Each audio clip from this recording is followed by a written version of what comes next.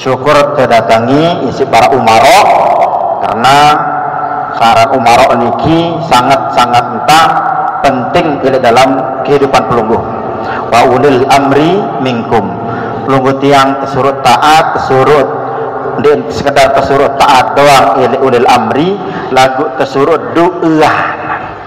Nah kebetulan beliau Bapak Dr. Zulkifli Mansyah yang dulu sudah merintis ataupun sudah meletakkan batu pertama di Manbaul Quran ini, sekarang alhamdulillah kita udah melanjut ke lantai 2, terus pembangunan Masjid Al-Fath dan berbagai sektor yang akan kita kembangkan ke depan di sini, termasuk untuk kebutuhan sosial masyarakat, yaitu ada air mineral ataupun air steril yang dibagi secara gratis untuk kemaslahatan masyarakat setempat dan warga-warga di sekitar.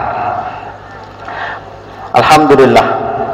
Nah, Bapak Ibu yang dimuliakan oleh Allah SWT, kebetulan juga Bapak Dr. Zulkifli Mansyah ini akan melanjutkan perjuangan beliau untuk maju di NTB 1.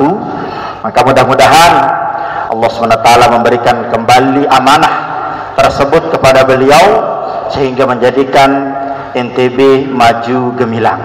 Amin ya rabbal alamin.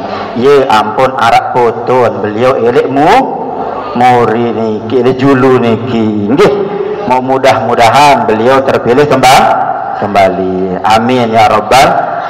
Enggak engkau tahu ya doa sehingga diberikan yang terbaik oleh Allah SWT. Jika itu yang terbaik, semoga Allah berikan amanah tersebut kepada beliau. Amin ya rabbal alamin. Nah, mudah-mudahan ke depan dengan kehadiran para umaro memberikan harapan yang besar kepada pendidikan, terutama pendidikan di Nusa Tenggara Barat, apalagi program unggulan dari Bapak Dr. Zulkifli Mansyah, yaitu mewujudkan NTB gemilang atau mencetak 1000 cendekia yang memberikan beasiswa ke mancanegara. Nah, mudah-mudahan arak endah elek batu ngulik niki ya. Lalu kebetulan kami menginformasikan kepada Bapak Dr. Zulkifli Mansyah, ada salah satu dari pemuda kami di sini, Bapak Doktor, yang mendapatkan award dari pelungguh, yang dapatkan beasiswa ke Sudan waktu itu atas nama Wiwin Saputra. Nah itu sudah pulang dari Sudan dan sekarang bersama-sama berjuang di kampung ini untuk mencerdaskan generasi bangsa. Jadi memang program itu wujud, program itu ada, dan program itu sangat dibutuhkan.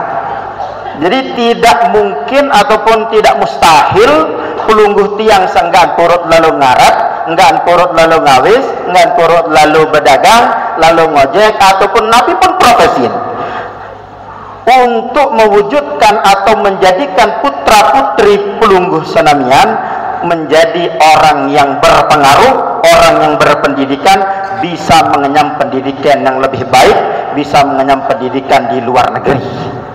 Seperti yang disampaikan dulu oleh beliau 2 tahun lalu itu, di sini beliau sampaikan bahwa orang-orang NTB itu kalau ke luar negeri sejahtera hidupnya.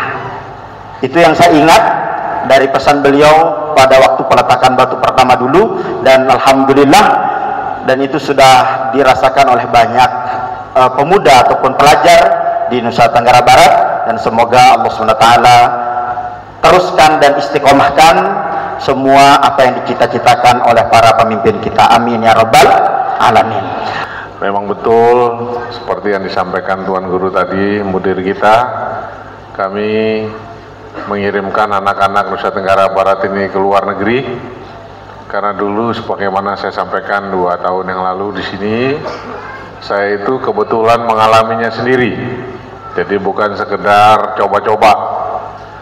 Saya sejak SMA itu sudah sekolah di luar negeri, Bu.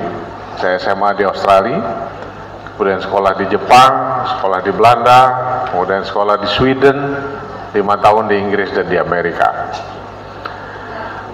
Nah, orang NTB ini kalau dikirim ke luar negeri selalu menjadi panutan. Karena orang Sumbawa, orang Bima, orang Dompu, orang Lombok, orang Sasak kita ini kalau di luar negeri minimal pengetahuan agamanya ada. Di Belanda saja seperti saya sering katakan, saya bisa azan saja terus nggak perlu bayar makanan. Ini karena bisa azan saja. Apalagi bisa imam sholat, bisa memimpin pengajian dan lain sebagainya. Dan orang Indonesia yang kaya-kaya di luar negeri itu banyak. Tapi ingin anak cucunya bisa membaca Quran, takut juga masuk neraka. Nah, jadi itu ada kewajiban kita untuk menyebarkan agama kita ini di luar negeri. Bahkan ada seorang teman kita bisa beli apartemen 2 rumah di Amerika hanya karena bisa membangun sholat subuh berjamaah. Setelah dia sholat subuh berjamaah, dia pakai mobil bagus ngantar koran, karena orang Amerika malas bangun pagi. Nah, orang Indonesia senang bangun subuh, apalagi kasih tausiah sama Tuan Guru, sholat subuh berjamaah dapat pahalanya lebih banyak. Jadi pahalanya lebih banyak, rezekinya juga lebih banyak. Bahkan salah seorang rekan kami di Colorado di Amerika, karena jadi marbot masjid, beasiswanya 3 tahun, Tuan Guru, habis beasiswanya. Tapi karena dia ke Amerika dalam rangka belajar, dia masuk dalam kategori orang yang berhak menerima zakat mal dari jamaah masjidnya. Dan ternyata jumlah zakat mal yang diterima dari jamaah masjidnya lebih besar dari beasiswanya. Akhirnya 15 tahun dia tinggal di Amerika.